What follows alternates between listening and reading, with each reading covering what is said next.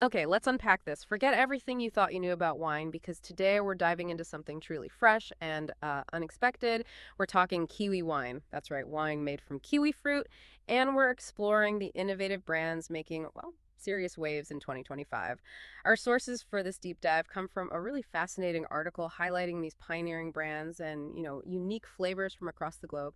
Our mission, it's simple, give you a shortcut to being well informed about this unique category. We want to reveal some surprising facts and honestly some truly delicious insights that might just have you rethinking your next glass. Yeah, it's remarkable, isn't it? How fruit wines, specifically these kiwi ones, are really challenging traditional perceptions in the wine world. This deep dive will show you not just what makes them special, but crucially, why they deserve a spot in your glass, maybe right alongside your usual favorites. And just to be super clear, when we say kiwi wine, we mean wine fermented directly from the kiwi fruit itself. It's not just, any wine from New Zealand or typically a blend with grape wines unless it says so. We're going to explore this blend of innovation from places like India and also New Zealand, emphasizing the diverse and, frankly, exciting approaches, expanding our whole definition of what wine can be. Okay, so let's kick things off with a fascinating story from India. We're talking about Nara Aba, an organic kiwi wine that's really shaking up the fruit wine scene. So, what's so revolutionary about this brand? Its origins are pretty unique too, right? India's Zero Valley founder Tej Rita. Tell us more. Well, Nara Aba isn't just making wine. They're kind of cultivating an entire ecosystem. Their commitment to organic farming practices and deep community support is genuinely revolutionary for Indian fruit wines. See, each bottle isn't just a drink. It actively sustains local kiwi farmers. So when you take a sip, you're connecting directly to that land and the people who cultivate it. This isn't just about avoiding chemicals. It's about actively enhancing the vineyard's ecosystem and supporting a sustainable livelihood. And that, in turn, leads to a purer, more authentic expression of the fruit in the wine. It's an ethical choice that really resonates beyond just the taste. That's truly inspiring. I mean, supporting local farmers like that is such a powerful mission. But are there particular challenges they face? Maintaining organic practices in a region like the Zero Valley, especially if they're trying to scale up production? Oh, absolutely. The Zero Valley's unique climate, it's relatively untouched, which is great for organic cultivation, but scaling up always brings logistical hurdles. Things like ensuring consistent quality using only natural methods, especially with a tricky fruit like kiwi. That requires really meticulous vineyard management and innovative fermentation techniques. It's a delicate balance, for sure, but their success really shows it's entirely possible. Okay, and speaking of flavor, the important part, what can we actually expect from Nar Aba in the glass? Well, the promise is a delightful balance. Think tropical sweetness, but with a really crisp acidity, hints of citrus zest, maybe, and a clean, refreshing finish. Honestly, imagine biting into a perfectly ripe, juicy kiwi that's kind of the experience they're aiming for in a glass. And to really appreciate it, you'll want to serve Nar Araba chilled. Definitely chilled. Ideally between, say, 50 and 55 degrees Fahrenheit. A tulip-shaped wine glass is good too. It helps concentrate all those lovely aromas. Right. And for pairings, you really want to lean into those distinctive fruit notes. This wine pairs beautifully with mildly spiced Indian curries. The fruit notes can genuinely complement the spices without getting lost. Coconut-based dishes are another excellent choice. They sort of echo that tropical character in the wine. Think grilled seafood too, maybe shrimp or a nice white fish. Its crisp acidity cuts right through the richness. And for something lighter, try it with light summer salads, especially those with a citrus vinaigrette. It just makes for a very refreshing combination. Okay, I'm sold. So if you're eager to try this pioneering kiwi wine, you can purchase it directly from their website. That's NARAAABA.com, nairaalaba.com, or look through select distributors, mostly in Northeast India. Buying directly, though, really supports their sustainable initiatives, which makes each sip feel even better. All right, now let's hop over to New Zealand, a country, renowned for its wine innovation. Let's see how kiwi fruit is being embraced there. We're talking about Kiwi Crew. But interestingly, they're not a single wine producer. Instead, this New Zealand-based curator is sort of your go-to source for discovering small batch producers, the ones experimenting with kiwi fruit wines. It's almost like having a personal guide to this whole new world of flavors. Exactly. And what's truly stand out about Kiwi Crew is their unwavering dedication to sustainable winemaking. They exclusively feature producers committed to things like regenerative agriculture, rebuilding soil health, biodiversity, minimizing tillage, cover crops, and also biodynamic farming, which is that holistic, ecological, ethical approach. Plus, of course, standard organic cultivation methods. And this isn't just about doing good for the planet. It's about how that commitment shows up in the final product. For instance, a healthier soil biome fostered by these practices can result in more resilient plants and, crucially, a richer mineral profile in the fruit.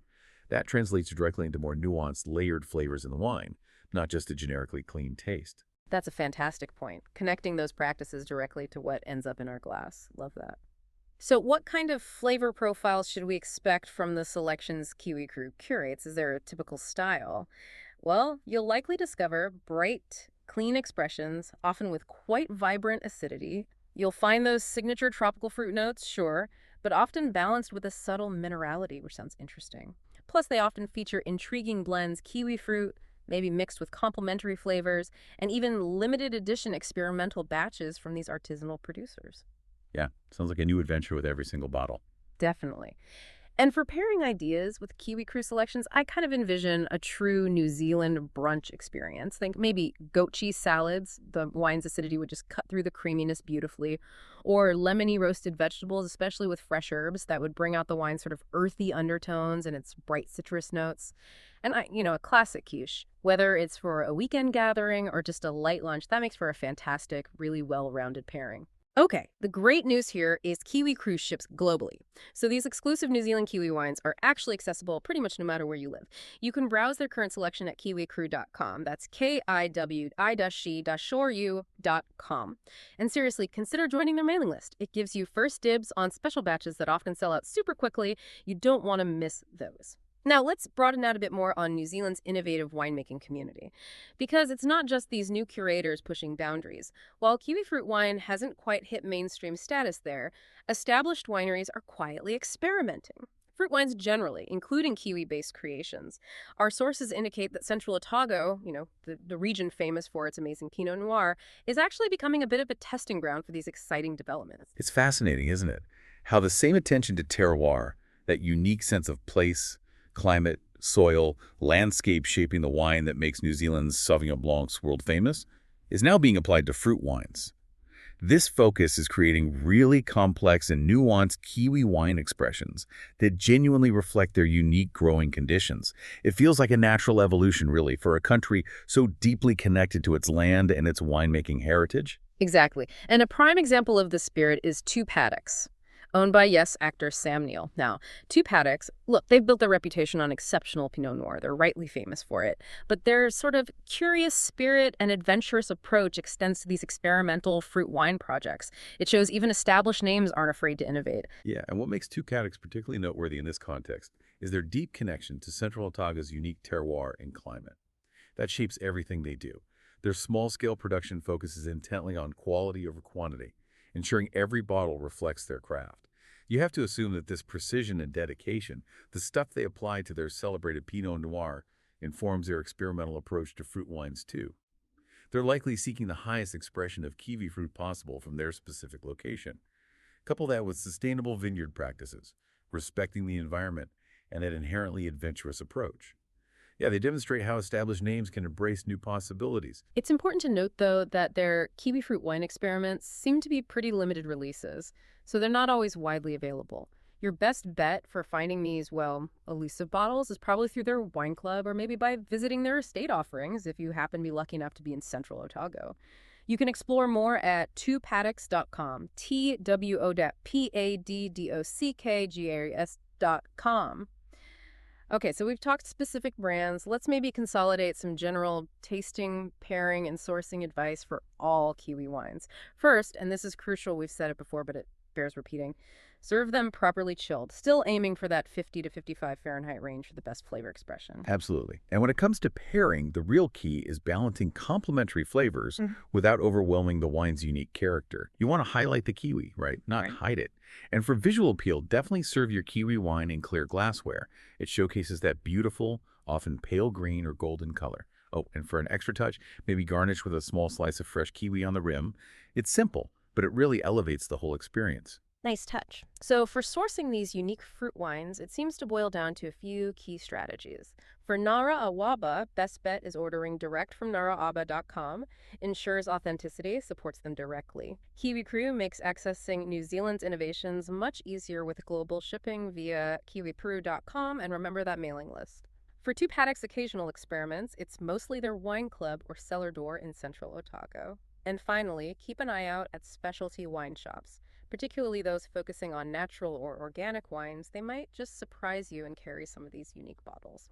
Okay, so as people start discovering these amazing Kiwi wines, certain questions tend to pop up again and again. So if you're thinking of trying one of these, what should you know? Let's tackle some common ones. First up, a basic one. Is Kiwi wine simply wine made from kiwi fruit? Seems obvious, but Yes, that's precisely what it is. Kiwi wine specifically refers to wine fermented from actual kiwi fruit. It's important to clarify, like we said earlier, it's not just a style of wine from New Zealand that's a common mix-up because of the fruit's association with the country. While some producers might create blends incorporating kiwi juice or flavors with traditional grape wines, pure kiwi wine uses the fruit as its primary fermentation base. got it. Crystal clear. So, following that, what does kiwi wine actually taste like? Can you describe that typical flavor profile again for us? You can generally expect a semi-sweet to semi-dry profile. The real hallmark is those distinctive green fruit notes. Think kiwi, obviously, plus a gentle sweetness and a kind of tropical tanginess that's incredibly refreshing. The acidity is typically bright, quite lively, making them really enjoyable when chilled. Beyond the obvious kiwi character, you often get notes of citrus, maybe green apple, and some subtle tropical undertones. It's genuinely a unique taste experience. That sounds delightful, especially maybe for someone who's newer to wine. Which brings me straight to our next question. Is kiwi wine good for beginners? Oh, absolutely. I'd say definitely. The gentle acidity and those approachable fruit flavors make kiwi wines incredibly accessible if you're just starting to appreciate wine. They tend to be less intimidating than, say, a really canic red or a bone-dry white wine. They offer a really easy and, frankly, very pleasant entry point into exploring different wine styles without feeling overwhelmed at all. Okay, good to know. And finally, a question perhaps for the collectors listening. Can I age kiwi wine? Should I hold onto a bottle for a special occasion in like 5 years? Generally, no. Hmm. Unlike many traditional grape wines, most kiwi wines are really best enjoyed fresh, ideally within, say, 1 to 2 years of production. Those bright, fruity characteristics that make these wines so special, they tend to diminish rather than improve with extended aging. So my advice would definitely be to savor them sooner rather than later. Really capture that vibrant essence while it's at its peak. Right, so no cellaring these alongside your prized Bordeaux then. It sounds like a wine really meant for immediate enjoyment, which honestly has its own kind of charm, doesn't it? Exactly. Freshness is absolutely key here. So there you have it, exploring the world of kiwi wines. It really does open up a whole universe of flavors beyond the conventional grape varieties we're used to. From Nara Abba's pioneering sustainable efforts in India's Himalayan foothills to New Zealand's experimental producers showcased by Kiwi Crew and even Two Paddocks. These wines tell incredible stories, stories of innovation and pure fruit expression. It's truly fascinating, isn't it? Yeah. How these wines connect so deeply to their places of origin. That terroir-driven approach, which is so familiar to traditional wine lovers, it just translates beautifully to these fruit-based creations. Each bottle genuinely reflects its unique growing conditions, the specific production methods used. Yeah. It gives you a real sense of where it comes from. So don't be afraid to break convention a little. Serve these alongside your regular wine selections at your next gathering. Why not? They're refreshing profiles, and let's face it, conversation-starting uniqueness make them pretty perfect for summer picnics, brunches, or casual dinner parties. Especially good, perhaps, with Asian-inspired dishes, fresh seafood, or even creamy cheeses. They really seem to shine in those settings. And this raises, I think, an important question for you, the listener. What other unconventional culinary or beverage experiences are just waiting out there for you to discover? Waiting to redefine your notion of what's possible? Food for thought.